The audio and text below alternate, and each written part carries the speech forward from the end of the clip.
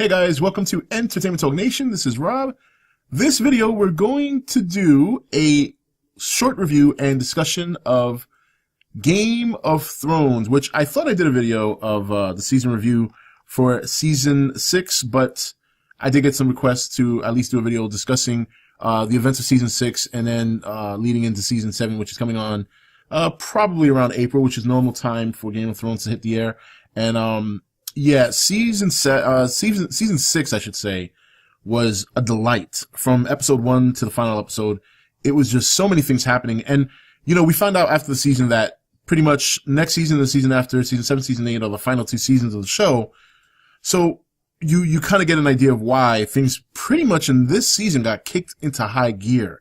A story that was moving at a methodical pace, but a good one, not in a bad way when I say that, suddenly just got catapulted into where getting to the final stages. It took 6 seasons for Daenerys to finally take off to Westeros. You know, it took 6 seasons for some Starks to finally get reunited, albeit some of it didn't end very well if you consider Rickon. And yeah, and finally we get an answer to whatever happened to Benjen. You know, we saw that he made his return, and he's like half white and half human thanks to Dragonglass. So a lot of questions were answered in season 6, much to the delight of a lot of people, including myself. And of course, the biggest reveal of season 6 was, of course, Jon Snow actually being a Targaryen and a Stark. So it was just a great season. And Jon Snow has been one of my favorite characters since season 1. I don't know what it was that ever gravitated me towards him, because if you look back at season 1, he was a bit of a, you know, immature, kind of thought he had things, didn't have to earn things, and wasn't liked by some of the Night's Watch when he first got there, because obviously he was very skilled. He was far more advanced in certain areas than anyone in the Night's Watch, and he did feel he should be treated a certain way. But through the seasons, he grew up. He got humbled. He humbled himself, I should say, and he always was always very much like his uncle, Ned Stark, very honorable, always trying to do the right thing, and eventually it got him killed. But as we saw in the beginning of season 6. He was resurrected by Melisandre, and then he played a huge role throughout the whole season. And one of the things I do remember about season 6 is him and Sansa being reunited was just a fantastic moment. It was the first time, and even though he's not technically well, by name he's not a Stark. We know now that he's a Stark, at least half Stark.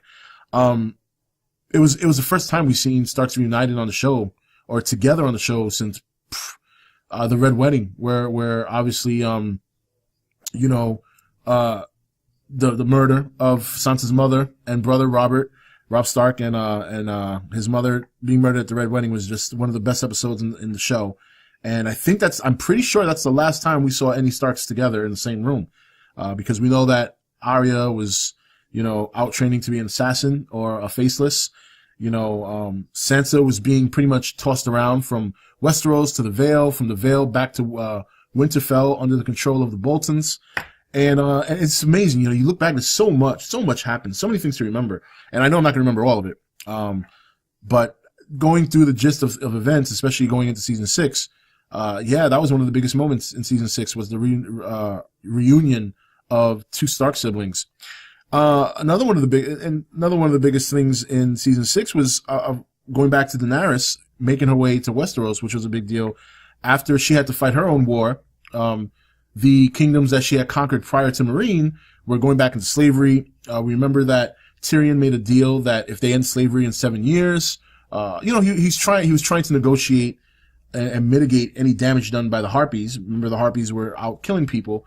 And, you know, even though nobody was happy with what Tyrion had done, he was trying to be very political about it. You know, he knew that this was the way of their lives in Meereen and those other kingdoms, that it automatically got stripped away from them. It's hard. They're going to get resistance. There's going to be a term of resistance from them if they wanted to kind of have some kind of transition where there was no lives at stake. Tyrion understood that you couldn't just take away slavery. You would have to make them slowly adapt to a new form of government. And that's why he did it. And I thought it was a smart move. It backfired, of course, when they were taking advantage of that, and then they attacked Meereen right as Daenerys arrived, after she had her own little run-in with some old friends of hers called Dothraki. And that was another epic moment in the season when she finally pretty much showed the whole horde, not just one cow, a city full of cows in Dothraki, that she is the real deal. You know, she came out of the fire once again, unburned, completely naked. Everybody bowed to her, and she took control of the horde. And suddenly, out of nowhere, she's got this huge army of Dothraki and Unsullied, probably two of the best fighting forces in the whole, you know, I'm sure nobody in Westeros, let's put it this way, can probably deal with that. The Unsullied are very, you know, very tough in combat, and the Dothraki are just monsters, man. So, she's got quite the army, setting sail to Westeros. And, that was another great moment, you know, seeing her fight in Marine with the dragons, riding the Black Dragon and burning boats and stuff like that. And then they take off and there's the dragons flying with the boats, and just epic stuff. But I think we can all agree that the highlights, the number one episode, which won an award and everything, was Battle of the Bastards, which we finally see. And a lot of people didn't like. I thought Ramsay was a great villain. But one thing I did like about Ramsay's rise and fall was it was a very realistic one, in the sense that you could see he was not doing things smart. He was not very smart. He was an evil villain. He was definitely, you know, brutal. I mean, he killed his stepmother, killed his newborn brother, and he killed his father just so he could keep his namesake, keep his position as the next in line to rule Winterfell.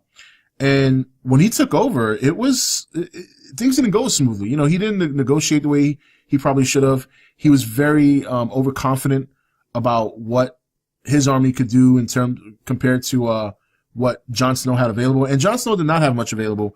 Jon Snow also showed his immaturity, and he got caught up in saving Recon. And instead of sticking to the plan of letting Ramsay's troops come to him, they went to Ramsay's troops, and that's when they fell into the trap. And if not for Sansa, and Sansa getting help from Peter Baelish, who's still trying to hit that, they would have lost. They would have died. Jon Snow would have died a second time. But be that as it may, the Vale came to help. Jon Snow and Sansa have Winterfell back, and then that's when we got the reveal that Jon Snow is indeed half Stark, half Targaryen, which I think, if I'm not mistaken, makes Daenerys technically his aunt, if I'm not mistaken. It's going to be interesting to see if that's something that gets revealed. I'm sure it will be. I'm sure that there's going to be a big alliance between Winterfell, Daenerys, Dorne, and the Tyrells, who are going to pin down Cersei and King's Landing. But I think also Cersei is going to team up with Euron, who is now ruler of the Iron Islands after killing his brother Balon. So it's going to be a big war. It's going to be probably some of the GreyJoys, because Euron is a GreyJoy, and Lannister versus Targaryen, Stark, Tyrell, and Dorne, which names at the moment I forget.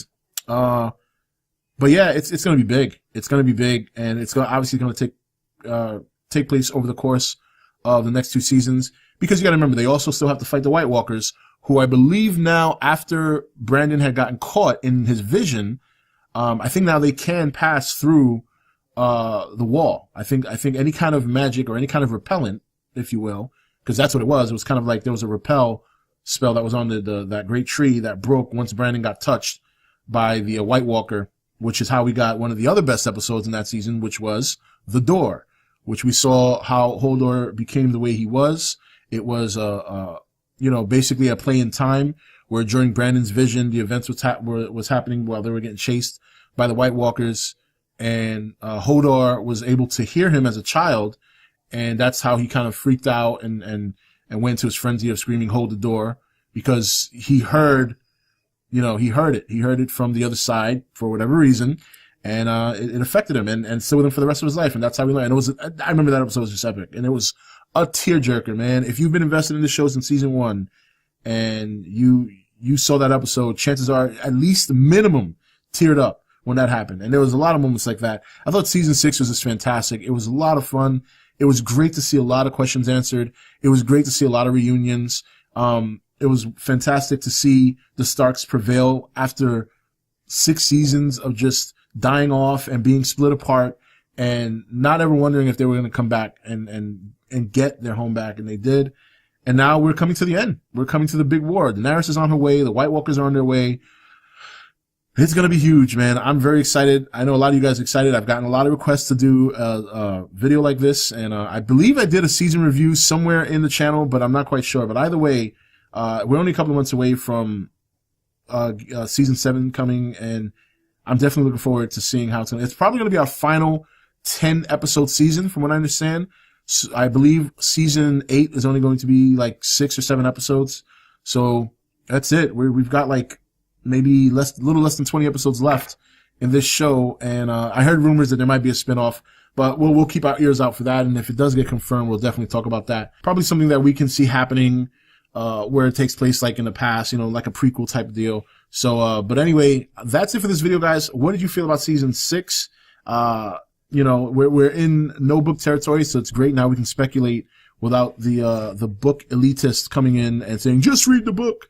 The show's just really, really good. And, you know, it's nice now to know that we're watching new content that's not book related. It's going to be a surprise for everybody. So it'll be interesting to see how that's going to turn out over the next 2 seasons. Anyway, guys, that's it for this video. This is Rob signing off for ETN, where we don't do news, we just talk entertainment. Take it easy. Thank you for watching ETN. You can follow ETN on Facebook, Twitch or Twitter, or join the Nation Facebook page. Don't forget to click that subscribe button on your way out. You're watching ETN. Share and subscribe. Hey guys, welcome to Entertainment Talk Nation. This is Rob. This video, we're going to do a short review and discussion of Game of Thrones, which I thought I did a video of the season review for season 6, but I did get some requests to at least do a video discussing the events of season 6 and then leading into season 7, which is coming on probably around April, which is normal time for Game of Thrones to hit the air. And yeah, season 6, I should say, was a delight. From episode 1 to the final episode, it was just so many things happening. And you know, we found out after the season that pretty much next season, the season after, season 7, season 8 are the final 2 seasons of the show. So you kind of get an idea of why things pretty much in this season got kicked into high gear. A story that was moving at a methodical pace, but a good one, not in a bad way when I say that, suddenly just got catapulted into where getting to the final stages. It took 6 seasons for Daenerys to finally take off to Westeros. You know, it took 6 seasons for some Starks to finally get reunited, albeit some of it didn't end very well if you consider Rickon.